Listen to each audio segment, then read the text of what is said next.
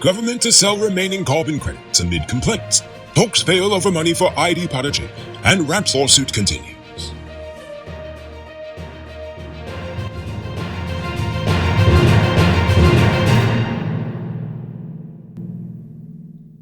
I am Rico Beaufort, and this is Uncut News. To see what's happening, send us a tip on WhatsApp at 592-659-635.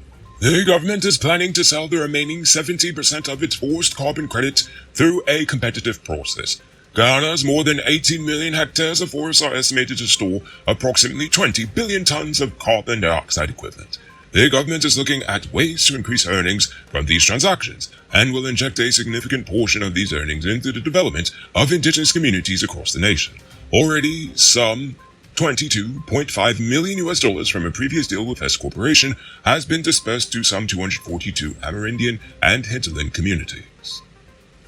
However, the Amerindian People's Association has filed a formal complaint with the Windrock Architecture for Red Plus Transactions Secretariat regarding the issuance of US $750 million in jurisdictional carbon credits without applying the principle of free, prior, and informed consent for the period of 2016 to 2020. This complaint could delay further payments under the controversial deal. The government is working to expand flight options to Europe by engaging with Dutch airline KLM Royal Dutch Airlines to operate direct flights between the two nations. The government is also encouraging other international airlines to come to Guyana with the aim of developing it as a hub for regional travel and increasing competition to lower fares and increase freight capacity. So hopefully we'll soon be a transshipment point for something more than, well, just drugs.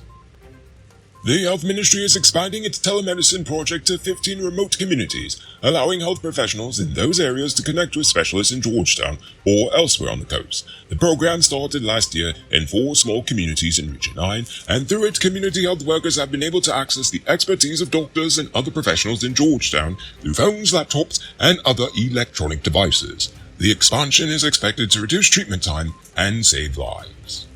The government has assured that a sports facility in Linden will cater to both cricket and football. Jagdeo stated that the facility will have both a FIFA standard ground and an ICC standard ground. The Mackenzie facility has been completed to the standard comparable to that at the Guyana Cricket Stadium in Providence. The opposition criticized the government for not consulting with the community and unilaterally deciding that cricket should be the preferred game for Lindeners rather than football, which they have traditionally played. I mean, that is a point there, but it's good to also encourage new sports, but we'll see. Negotiations between the government and ID Padaji have failed over the disbursement of government funds to the organization.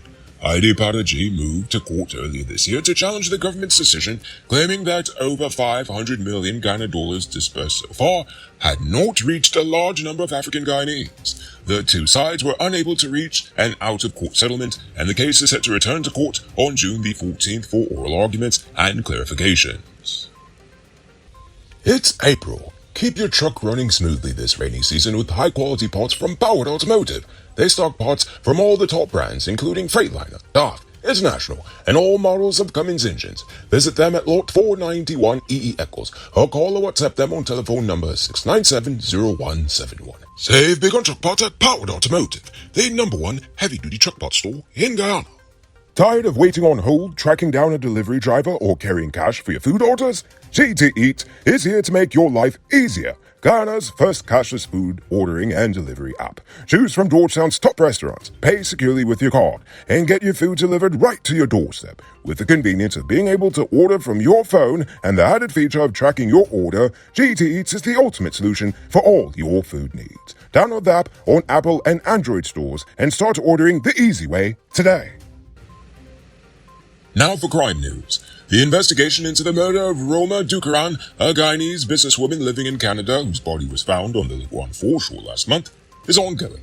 2 persons, including a Pegasus hotel taxi driver, were arrested but later released. The investigation remains active, and sources have revealed that the taxi driver lied about dropping Dukaran off at Diamond. Instead, surveillance footage revealed that she was dropped off at a hotel on the East Bank.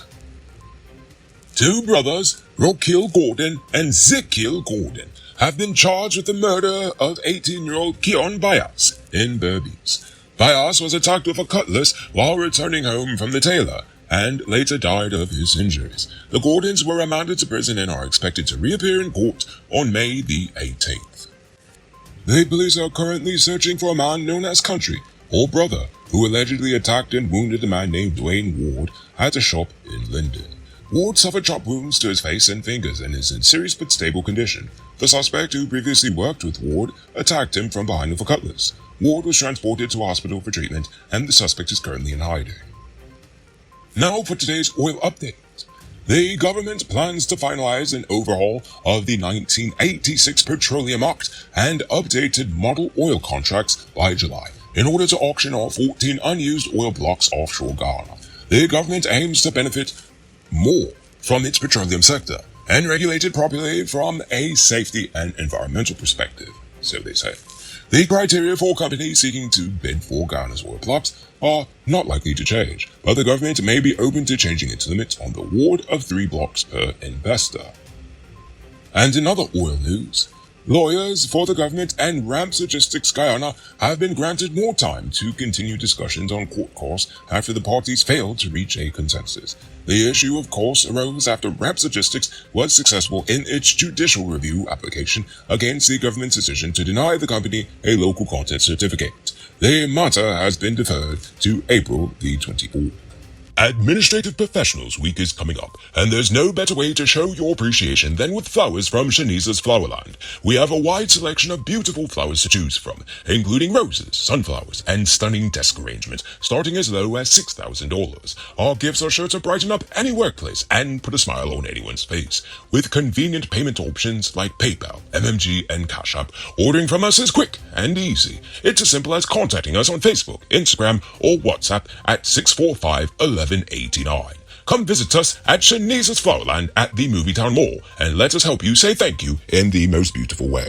Robbery season might be over, but the streets are still mean. That's why you need to get security for your home or business with Sheriff Security. Sheriff Security has well-trained guards, armed and unarmed patrol, marine patrol, canine services. They speed even our drones. Why? Because your security is their highest priority. You've seen the rest. Now hire the best. Hire Sheriff Security Service today.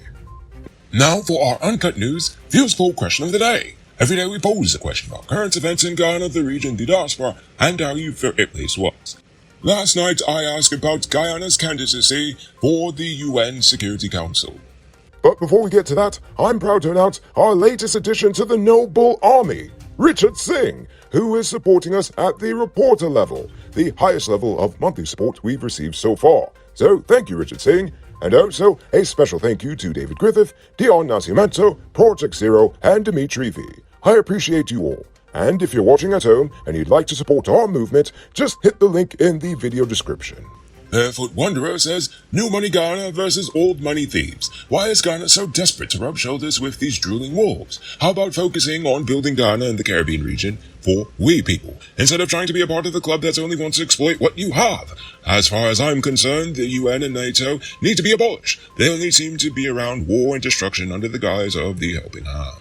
Circling back to the EID card, when a citizen is questioning the narrative of the government or choose natural immunity versus whatever snake oil they're mandating, will the government freeze the function of the EID card by a touch of a button, which means I'm SOL and don't have access to anything? Well, I'll just put it this way. Would you believe the bots actually hid that comment? So, yeah, I wouldn't be surprised at all. Now for tonight's question. I want to know, what questions do you have for me, Noriko? I want you to think about that question. Tell us in the comments below. If your response is good enough, we just might feature it in our next episode. Anyway, that's all the time we have for tonight. Check us out tomorrow for another. Until then, I'm Noriko Bulford saying good night, folks.